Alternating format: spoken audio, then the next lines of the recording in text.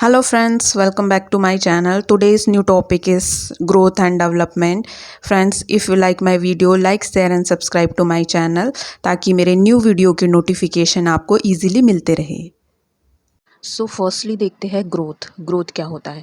Growth it is a process of physical maturation. ये क्या है? फिजिकल मैच्योरेशन की प्रोसेस होती है जिसके कारण क्या होता है? Increase in size of the body and various organ. जिसके कारण बॉडी साइज इंक्रीज होती है, वेरियस ऑर्गन इंक्रीज होते हैं, तो वो ग्रोथ कहलाती है। और इसमें जो क्या होता है, इसमें मल्टीप्लिकेशन ऑफ सेल्स, सेल का मल्टीप्लिकेशन होता है, जिसके कारण क्या होता है, जो सेल्स है वो नंबर्स में इंक्रीज होती है, जिसके कारण बॉडी साइज भी इंक्रीज होता है, ऑर्गन भी इंक्रीज होते हैं।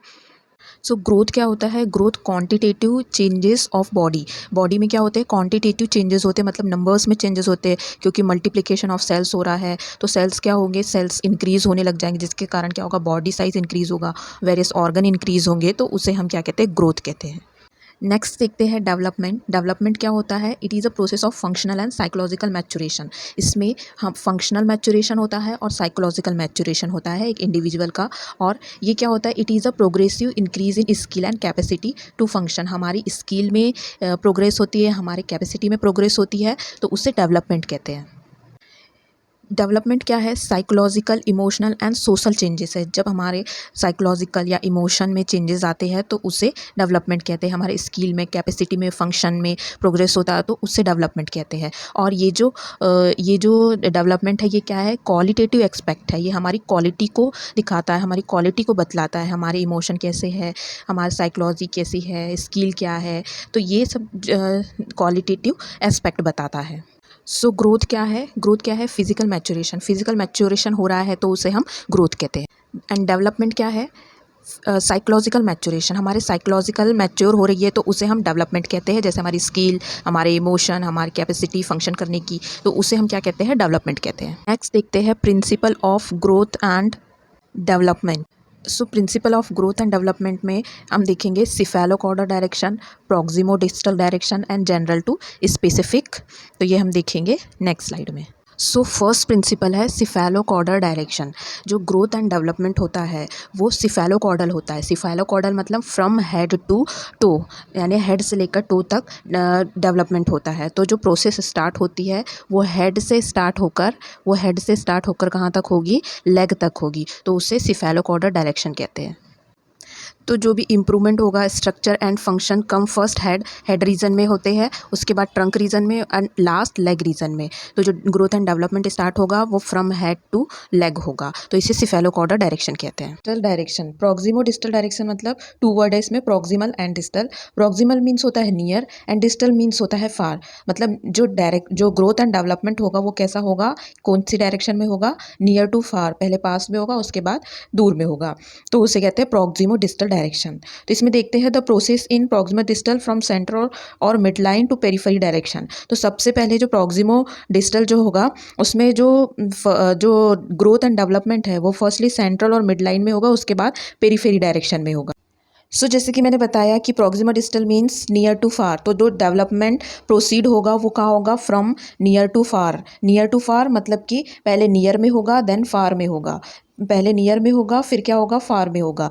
Then outward from central axis of the body toward the extremities. ठीक है, पहले बॉडी में होगा, उसके बाद क्या होगा?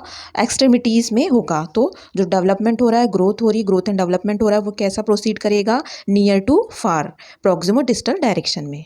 नेक्स्ट प्रिंसिपल है जनरल टू स्पेसिफिक। जो डेवलपमेंट होगा फर्स्टली जनरल में होगा एंड फिर स्पेसिफिक होगा। So children use their cognitive language skill reason and solve the problem. जो चिल्ड्रन है वो अपनी कॉग्निटिव और जो लैंग्वेज स्किल से जो भी प्रॉब्लम है उसको वो सॉल्व करते हैं। And children at first are able to hold the big thing. पहले वो बिग थिंग को होल्ड करने में एबल होते हैं, यूजिंग बोथ आर्म यूज़ करके बिग थिंग को वो क्या करते हैं?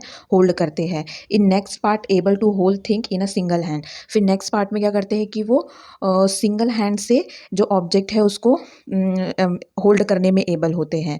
एंड नेक्स्ट क्या है? Only able to pick small object like peas, cereals etcetera. And next में क्या है कि वो एबल होते हैं होल्ड करने में क्या? स्मॉल थिंग्स को। तो फर्स्टली वो जनरल से स्पेसिफिक की ओर डेवलप कर रहे हैं। So children when able to hold pencil first start draw circle, जब बच्चे जो है वो पहले पेंसिल होल्ड करना सीखते हैं, उसके बाद फिर वो सर्कल ड्रॉ करना सीखते हैं, देन स्क्वायर्स ड्रॉ करना सीखते हैं, फिर लेटर लिखना स्टार्ट करते हैं, देन वर्ड, फिर वो वर्ड लिखना स्टार्ट करते हैं। नेक्स्ट देखते हैं factor influencing growth and development. So कौन कौन से फैक्टर है जो अफेक्ट करते हैं बेबी की ग्रोथ एंड डेवलपमेंट में? फर्स्टली है genetic factor, prenatal factors, postnatal factors. Next है प्रीनेटल फैक्टर, ये भी एक इम्पॉर्टेंट फैक्टर है जो अफेक्ट करता है ग्रोथ एंड डेवलपमेंट को। सो प्रीनेटल फैक्टर में फर्स्ट है मैटरनल माल न्यूट्रिशन, अगर मदर क्या है माल नरिश्ड है, प्रॉपर न्यूट्रिशन नहीं ले रही है, तो वो अफेक्ट करता है बेबी की ग्रोथ एंड डेवलपमेंट को। मैटरनल इन्फेक्शन, मदर को कोई इन्फेक्शन है तो वो भी अफेक्ट करेगा बच्चे की ग्रोथ एंड डेवलपमेंट को। मैटरनल सब्सटेंस अब्यूज़, मदर कुछ सब्सटेंस अब्यूज़ है जैसे कि टोबैको या फिर कोई ड्रग्स एडिक्ट है, तो इसके कारण भी क्या होगी, ग्रोथ एंड डेवलपमेंट अफेक्ट होगी। मैटरनल इलनेस है, कोई हार्मोनल डिसऑर्डर है, तो जिसके कारण क्या होगा, बच्चे की ग्रोथ एंड डेवलपमेंट में अफेक्ट होगा। सो प्रीनेटल फैक्टर में कौन कौन से फैक्टर इंक्लूड है? Maternal malnutrition, maternal infection, maternal substance abuse, maternal illness and hormones. Next देखते हैं पोस्ट नेटल फैक्टर्स। नेक्स्ट क्या है? Postnatal factors. तो पोस्ट नेटल फैक्टर्स में न्यूट्रिशन, अगर मदर का न्यूट्रिशन अच्छा नहीं तो वो अफेक्ट करेगा। Childhood illness, physical environment, socio economic status, climate and season, play and exercise, तो ये सारे रीजंस हो सकते हैं पोस्ट नेटल फैक्टर्स के, जिसके कारण क्या होता है, जो बेबी की जो ग्रोथ है या ग्रोथ डेवलपमेंट है वो अफेक्ट होता है।